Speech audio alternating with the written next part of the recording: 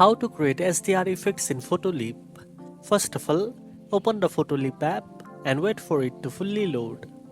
Next, tap on Edit Photo from the top toolbar and select the image you want to edit from your gallery or capture a new one using the camera icon at the top right.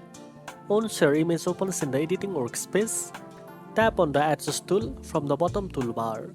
To create an HDR-like effect manually, start by increasing the contrast slider to enhance details and depth in your photo.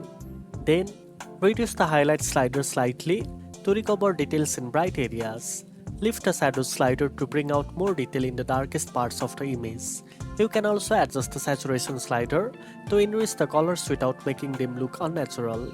For extra sharpness, use the Sharpen tool to make details stand out.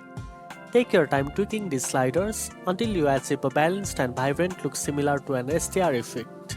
Once you are happy with the result, tap the check mark to apply the changes. Finally, tap the save icon at the top right corner to save your edited photo or share it directly. And that's it. Now you know how to create HDR effects in Photoleap. If you found this video helpful, don't forget to like, share and subscribe for more editing tips.